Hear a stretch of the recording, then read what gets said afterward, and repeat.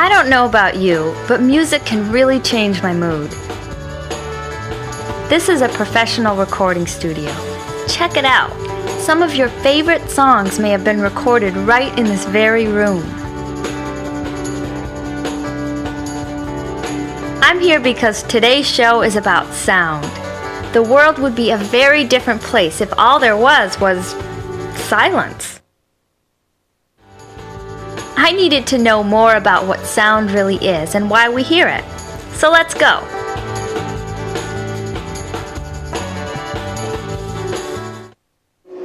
There are so many different kinds of sounds.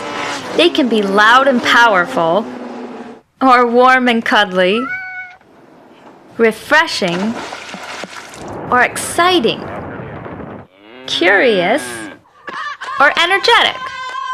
But what is sound? The answer is that sound is a form of energy caused by the movement of things.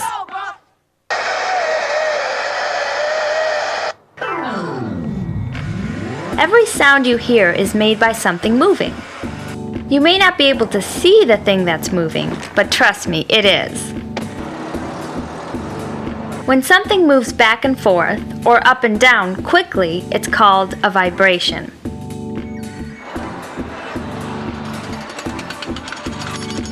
Like this guy breaking up the street with a jackhammer.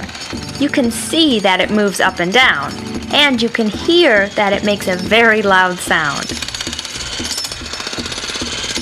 These vibrations are very strong. Did you ever jump on a trampoline? That's an example of a vibration. When you jump, the trampoline moves up and down, but a lot slower than a sound vibration. Even if we speed things up, it's still nowhere near as fast as the vibrations that make sound. This is called a tuning fork. When you tap it, it vibrates and makes a special sound. If you look very closely, you can see it vibrating.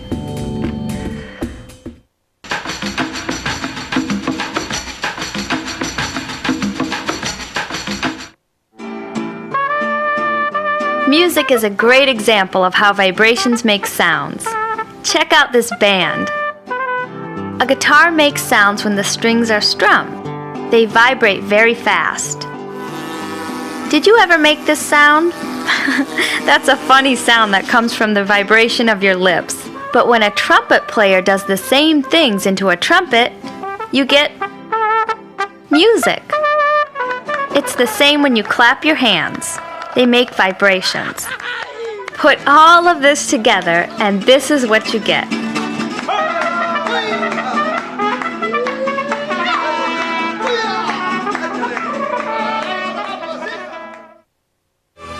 Okay, so we know that sound comes from vibrations.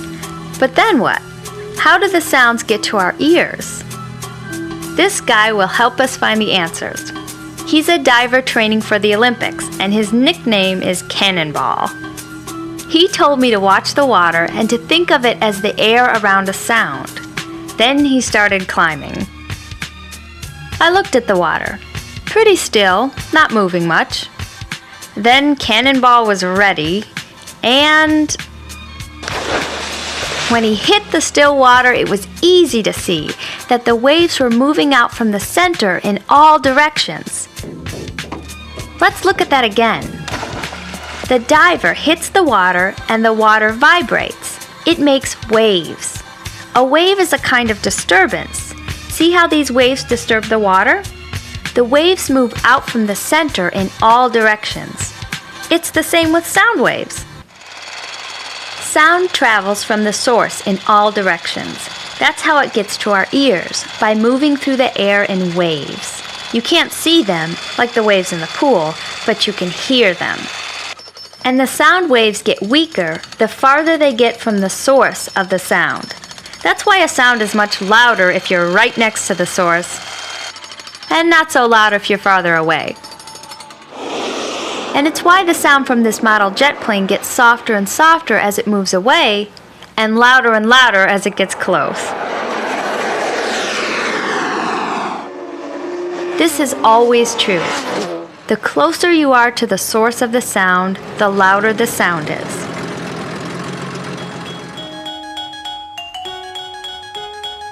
Here's what we learned about sound so far. Sound is a form of energy, and all sound starts as a vibration, something moving back and forth or up and down very fast. Sound vibrations travel away from the source in all directions in waves. That's how sound reaches our ears. Sounds are loudest close to the source of the sound and get softer farther away from the source.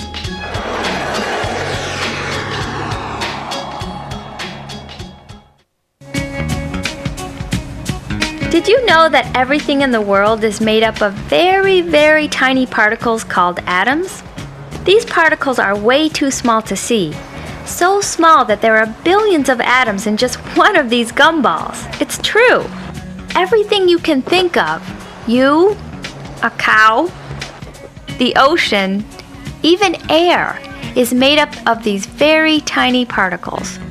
When a sound wave moves through something, it makes the tiny atoms in that thing vibrate. When they vibrate, they bump into each other. And that's how the sound moves along. The thing that a sound wave is moving through is called the medium. Water can be a medium, like the waves in a pool. Stone can be a medium.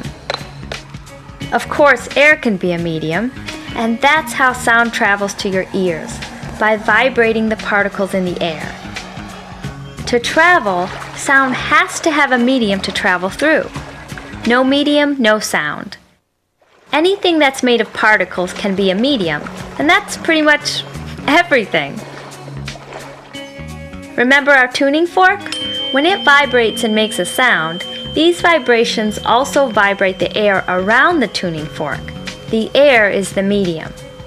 If you put a tuning fork close to something else, like a glass of water, you can actually see the vibrations from the tuning fork bumping against the glass and making the water vibrate too. And check this out. If you put the vibrating tuning fork in the water, now that's a vibration. Remember the jackhammer? You can definitely see it vibrating.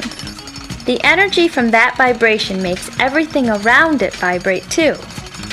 You can feel the vibrations in the ground and even in the air. When the vibrations reach our ears, we hear the sound. That's how sound travels. Vibrations move through the medium.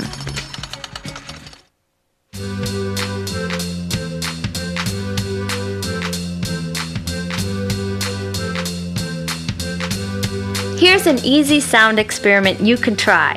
We all know you can't see sound waves, but here's a way to observe how sound waves move and how things react to them. We'll need just 4 items: a clothes hanger, some puffed rice, like you might have for breakfast but not the sugary kind, some thread, and finally a rubber band. Cut the thread into lengths of 10 to 15 centimeters. Count out 10 rice kernels. Now carefully tie the thread around each of the kernels. You should have enough thread left over to tie and suspend the kernels from the hanger, keeping them close to one another. Hang the hanger on a shelf or chair so you don't have to hold it. One person holds the rubber band, stretching it out so that it is just under the rice. Keep it close, but make sure it's not touching the kernels. Now, have the other person pluck the rubber band. Can you see what happens to the rice? How can plucking the rubber band make the puffed rice dance like that? The invisible sound waves created when you pluck the rubber band bump into the rice kernels and cause them to move. Now, try plucking the rubber band harder and softer and see how the rice kernels react. Then try it with the rubber band stretched much tighter, then much more loosely. Which way makes the rice jump the most? What we've seen is an example of how sound waves affect the things they bump into. The rubber band vibrated when it was plucked, creating a sound wave. The sound wave made air molecules bump into each other until they bumped into the puffed rice, making them dance around.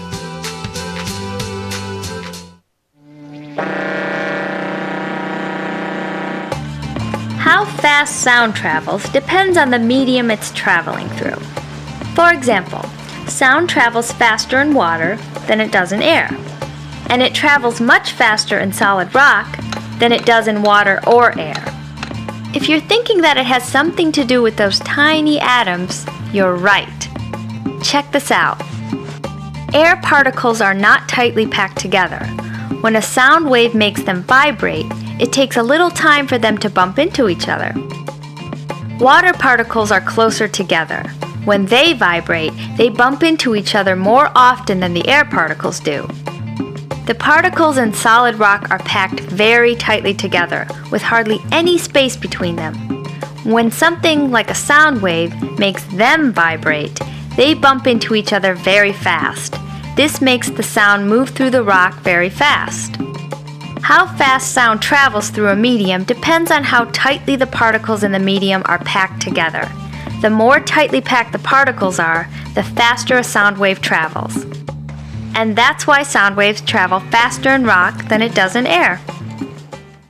We'll go for main engine start. Did you ever notice that some sounds are low or deep, and other sounds are high? This difference in sound is called pitch, and once again it has to do with vibrations. The faster the vibration making the sound, the higher the pitch. And the slower the vibration, the lower the pitch. So you know when you hear a very high-pitched sound, it's caused by a faster vibration than a low-pitched sound. One thing I'm sure you know about sound is this. Sometimes it is loud, and sometimes it is soft. We call this volume. Look at a TV or radio and you'll see that it has a volume control. This is how we control how loud the sound is. How loud a sound is depends on how much energy is used to make the sound. There's a lot of energy behind that sound, and just a little energy behind this one. Okay, time for a quick review. We learned that everything is made of very tiny particles called atoms. These atoms vibrate and bump into each other when sound travels through things. The thing that a sound is traveling through is called a medium. This can be air, water, rock, wood. Anything that's made of atoms can be a medium for sound. How fast sound travels through a medium depends on how tightly packed the particles are. The tighter the particles in a medium are packed together, the faster sound will travel through that medium. We also learned that the pitch of a sound, how high or low the sound is, depends on how fast the vibration of the sound is. The slower the vibration, the lower the pitch. The faster the vibration, the higher the pitch. And we learned that the loudness of a sound is called volume. The more energy used to make a sound, the louder the sound is and the greater the volume. There are ways to increase the volume of a sound, to make it louder. You go, bro! Remember when we saw a cannonball making waves in the pool? We learned that sound waves travel outward in all directions from the center or source of the sound, right? What if we could aim the sound in one direction? Do you think it would be louder? Well, this is a megaphone. It has a special shape that focuses sound. When I yell into the small end, the sound of my voice only comes out the big end. Without the megaphone, the sound of my voice would go in all directions. The megaphone aims the sound in one direction. This makes the sound much louder, but only on the big side of the megaphone. And the idea of aiming sound in one direction works the other way too. A microphone is used to pick up sounds electronically, kind of like an electronic ear. But this is a special microphone. It has a special shape that's used to aim sound waves right into the center of the microphone. It's kind of like a megaphone in reverse. Instead of sending sounds out in one direction to make my voice loud, this microphone picks up sounds that are very quiet or far away, so I can hear them better. Pretty cool.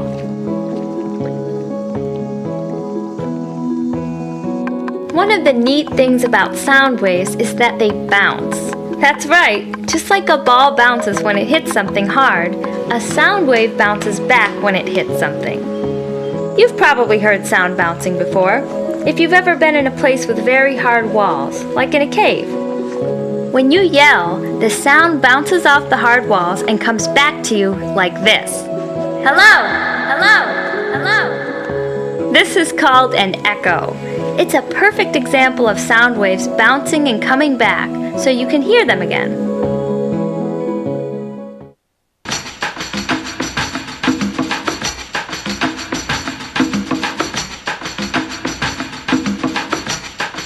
The neat thing about science is that it can take you to some great places. In a show about sound, you might wonder why I get to swim with these fun creatures, dolphins. Well, for one thing, dolphins have incredible hearing, much better than people do. But they can also use sound in an amazing way. Dolphins can actually use echoes to tell what's in the water around them. Can you hear the sounds the dolphins are making? When these sounds are sent out underwater, they bounce back off whatever they hit, like, say, a school of fish. By listening to the echoes, dolphins are able to tell exactly where the fish are, and even what kind of fish they are. Now that's an incredible use of sound. Dolphins aren't the only ones who use echoes to find things. Did you ever hear the expression, blind as a bat? Well, it's true. Bats can't see well with their eyes, but like dolphins, they send out special sounds that bounce back off the things around them. By listening to the echoes, bats can get a pretty good picture of the world around them. And people use echoes to find things too. Not with our ears, like bats or dolphins, but with special equipment.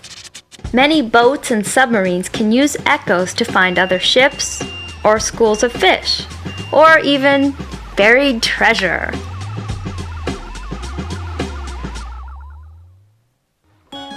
We learned a lot about sound today. Let's do a final review. Sound is energy, and all sound starts with movement or vibrations. These vibrations travel in waves out from the source of the sound in all directions. Sound waves can travel through lots of things like air, water, or rock by vibrating the tiny atoms that everything is made of. The thing that a sound wave is traveling through is called the medium, and how fast sound travels depends on how tightly the particles of the medium are packed together. How high or low a sound is called pitch, and it depends on how fast the vibration was that made the sound. The faster the vibration, the higher the pitch. The slower the vibration, the lower the pitch. The loudness of a sound is called volume, and it depends on how much energy was used to make the sound. The more energy, the louder the sound. We saw a couple of ways we can make sounds louder or easier to hear. By focusing the sound energy in one direction instead of in all directions. And we learned about echoes, sounds bouncing back off objects. Hello, hello. Some animals, like dolphins and bats, are able to use echoes to tell where things are around them.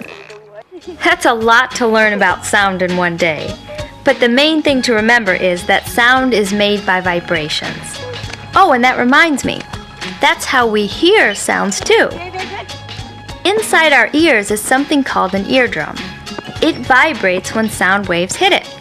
Think of it like a tiny trampoline in your ear.